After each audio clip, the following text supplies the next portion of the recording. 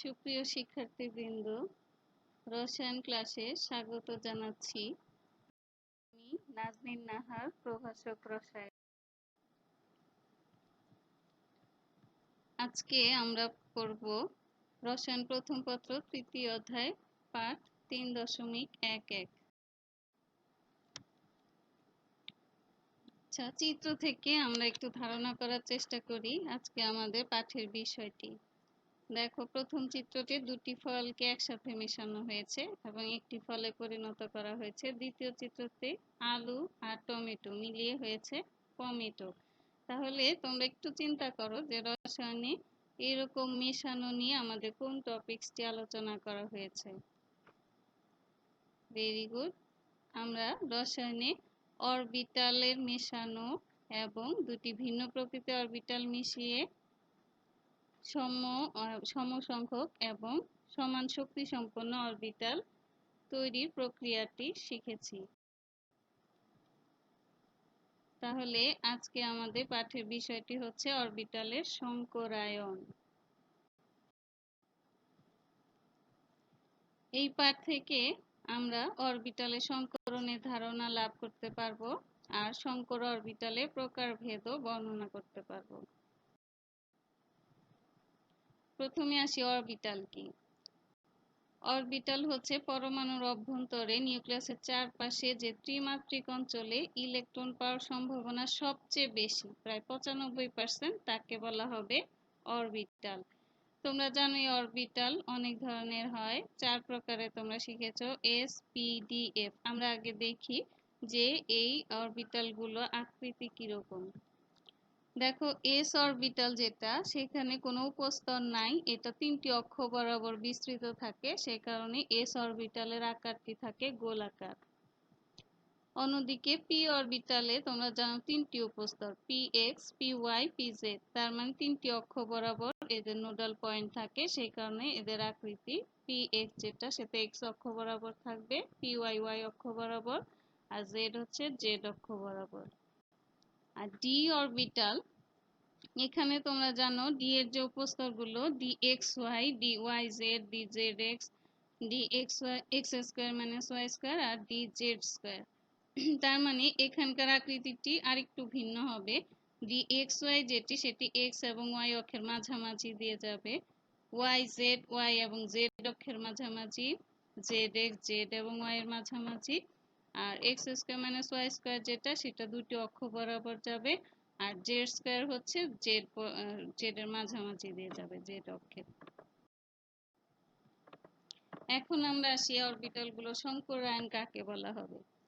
যে প্রক্রিয়ায় পরমাণু সক্রিয় অবস্থায় প্রায় সমশক্তি সম্পন্ন ইলেকট্রনযুক্ত পারমাণবিক অরবিটাল পরস্পরকে অতিক্রমণ করে সম্পূর্ণ নতুন সমশক্তি সম্পন্ন স্থিতিশীল অরবিটাল সৃষ্টি করে, তাদেরকে বলা হবে সংকরায়ন। আমরা বিভিন্ন ধরনের সংকরায়ন দেখেছি, sp3, sp2, sp। তাহলে এই যে সংকরণ প্রকারভেদ, এগুলো নিয়ে আমরা আজকে আলোচনা করব।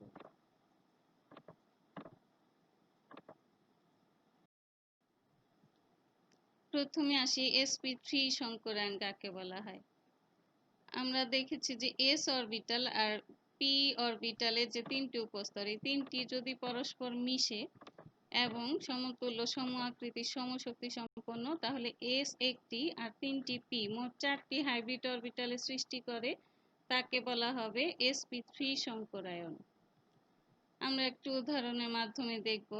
দেখো, এখানে আমরা যে ইলেকট্রন ডায়াগ্রামটা দেখছি, এটি একটি কার্বনের ইলেকট্রন ডায়াগ্রাম শেষ যোজ্যতা স্তরের। এখানে এস অরবিটালে ওর যখন নর্মাল স্টেটে 2টি ইলেকট্রন থাকে আর পিতে 2টি থাকে, কিন্তু যখন এক্সাইটেড স্টেট বা সক্রিয় অবস্থায় থাকে, তখন এই 4টি ইলেকট্রন 4টি অরবিটালে চলে যাবে, মানে এস একটি আর পিতে 3টি ইলেকট্রন চলে যাবে। এই একটি এস আর এই 3টি পি ইলেকট্রনগুলো যখন সংকরায়নে যাবে, তখন দেখো এরা সমশক্তি সম্পন্ন 4টি sp3 হাইব্রিড অরবিটাল সৃষ্টি করবে।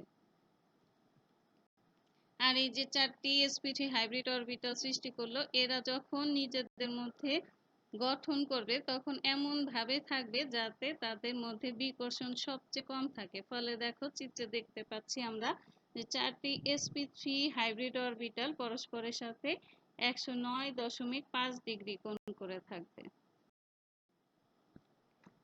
তাহলে এখানে আমরা মিথেন অণুর গঠনটি দেখতে পাচ্ছি। হাইড্রোজেন পরমাণুর 1s অরবিটালের সাথে একটি অযুগ্ম ইলেকট্রন, আর ওই যে কার্বন পরমাণুর যে 4টি sp3 হাইব্রিড অরবিটাল থাকে তার সাথে 4টি হাইড্রোজেনের এখানে অধিক্রমণ করে মিথেন অণু সৃষ্টি করে।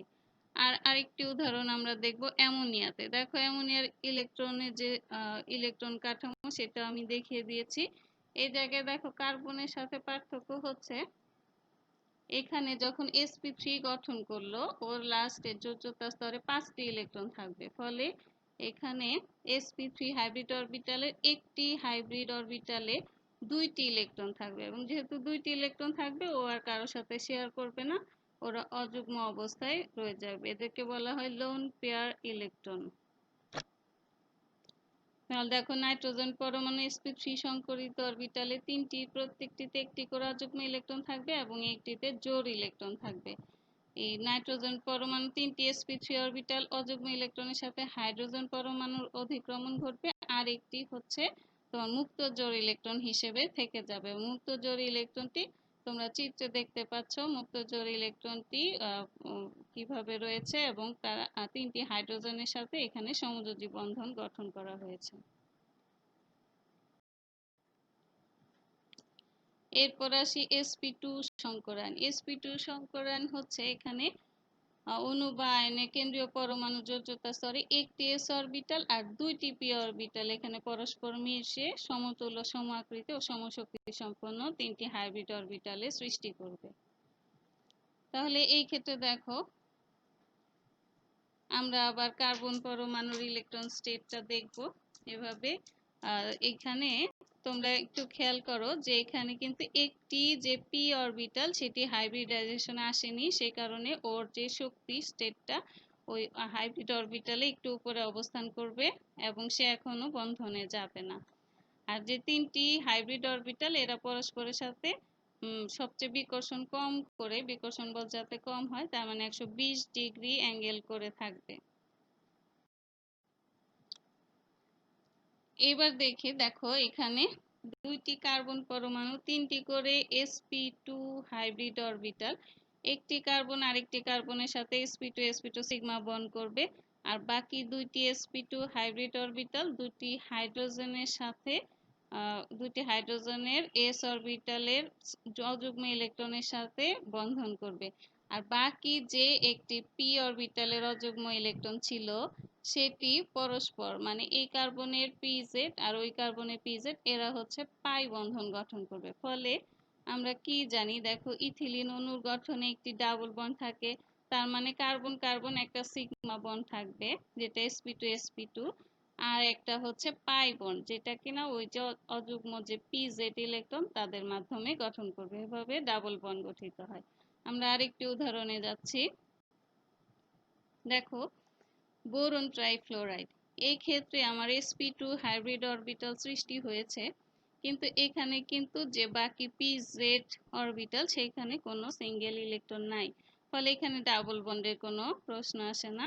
এবার এখানে আমরা দেখব যে sp2 এখানে নরমালি তোমার বোরনের sp2 হাইব্রিডাইজেশন হবে 120 ডিগ্রি অ্যাঙ্গেল করে থাকবে, আর এই sp2 এর সাথে ফ্লোরিনের যে p অরবিটালের একটি অযুগ্ম ইলেকট্রন রয়েছে সেটার সাথে এরা হচ্ছে সিগমা বন্ড গঠন করবে। এভাবে তৈরি হবে বোরন ট্রাইফ্লোরাইড। আর এখানে আমরা আগে যেমন হাইড্রোজেনের s অরবিটাল দেখিয়েছি গোলাকৃতি, এখানে কিন্তু তা হবে না। এখানে ফ্লোরিনের তোমরা যখন বন্ড দেখাবে তখন ফ্লোরিনের p অরবিটালের সাথে সিগমা বন্ড দেখাবে। এবার আসি sp সংকরায়ন। বুঝতেই পারছো এখানে একটি s অরবিটাল আর একটি p অরবিটাল পরস্পর মিশে সমতুল্য সমাকৃতি ও সমশক্তি সম্পন্ন হাইব্রিড অরবিটাল সৃষ্টি করবে। আর যেহেতু 2টি সেহেতু এদের মধ্যে অ্যাঙ্গেল হবে 180 ডিগ্রি। তোমরা চিত্রে দেখতে পাচ্ছ, এখানে আমি কার্বনেরটা প্রথমে এনেছি। দেখো sp হাইব্রিড অরবিটাল সৃষ্টি করলে আর দুটি p অরবিটাল তারা হচ্ছে এখানে হাইব্রিডাইজেশনে আসেনি, py এবং pz। তাহলে আগের মতোই এখানে কার্বনের sp হাইব্রিড অরবিটাল একটা সিগমা বন্ড গঠন করবে, আরেকটি sp হাইব্রিড অরবিটাল হাইড্রোজেনের সাথে সিগমা বন্ড গঠন করবে, আর বাকি যে দুটি p অরবিটাল অযুগ্ম অবস্থায় রয়েছে এরা পরস্পর পাই বন্ধন গঠন করবে। এখানে দেখো যেহেতু দুইটি p অরবিটাল পাই বন্ধন গঠন করলো, তার মানে একটা সিগমা বন্ধন আর দুটি পাই বন্ধন সৃষ্টি করলো, তাহলে মোট বন্ধন হবে এখানে তিনটি। যে অ্যাসিটিলিন অণুতে যে আমরা তিনটি বন্ধন দেখতে পাই সেটার কারণ হচ্ছে এভাবে।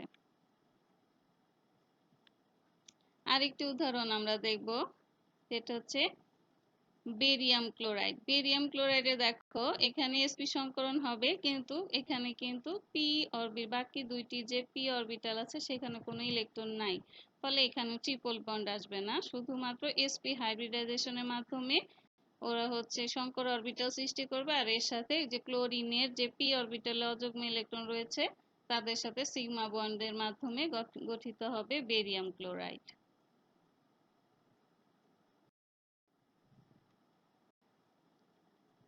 এবার আমরা আসি sp3d সংকরায়ন। তোমরা সংজ্ঞাটা দেখেই হয়তো বুঝতে পারছো যে এখানে একটি s অরবিটাল, তিনটি p অরবিটাল ও একটি d অরবিটাল পরস্পর মিশে এখানে 5টি হাইব্রিড অরবিটাল সৃষ্টি করবে। উদাহরণ হচ্ছে ফসফরাস পেন্টাক্লোরাইড। তাহলে ফসফরাসের ইলেকট্রন স্টেট আমরা দেখি।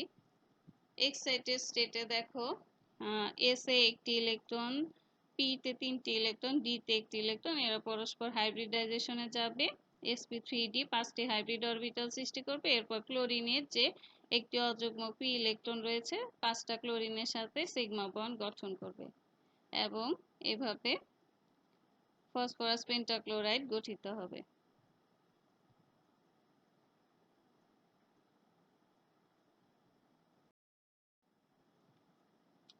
এরপর sp3d2 সংকরায়ন। এখানে একটি s অরবিটাল, তিনটি p অরবিটাল ও দুটি d অরবিটাল পরস্পরের সাথে মিশে sp3d2 সংকর অরবিটাল সৃষ্টি করবে মোট 6টি। একটা উদাহরণ দেখব আমরা, সালফার হেক্সাফ্লোরাইড অণুর গঠন। তাহলে এই জায়গায় দেখো 6টি হাইব্রিড অরবিটাল, এদের মধ্যে পরস্পর 90 ডিগ্রি অ্যাঙ্গেল করে থাকবে। তাহলে এই পর্যন্তই সংকরায়ন আমরা শিখব। প্রত্যেকটি সংকরায়ন ভালো করে দেখব, উদাহরণ সহ দেখব। এখানে আমি sp3, sp2 এবং sp হাইব্রিড অরবিটালে তোমাদের জৈব যৌগের সংকরণের সাথে সাথে অজৈব যৌগের সংকরায়নটাও দেখানোর চেষ্টা করেছি। তোমরা ভালোভাবে এগুলো খেয়াল করবে। এবার তোমরা কিছু প্রশ্নের উত্তর দেওয়ার চেষ্টা। প্রথম প্রশ্ন, সংকরায়ন কি? দ্বিতীয় প্রশ্ন, পানি যৌগটির অরবিটাল সংকরণ ব্যাখ্যা করো। H2O যৌগটির অরবিটাল সংকরণ ব্যাখ্যা করো। এখানে কেন্দ্রীয় পরমাণুর সংকরায়ন তোমাদের দেখাতে হবে। 3 নাম্বার, ইথাইন যৌগে কার্বনের সংকরণ চিত্র সহ বর্ণনা করো। তাহলে তোমরা লেকচারটি দেখে 3টি কোশ্চেন সুন্দরভাবে লেখার চেষ্টা করবে। ধন্যবাদ সবাইকে সাথে থাকার জন্য।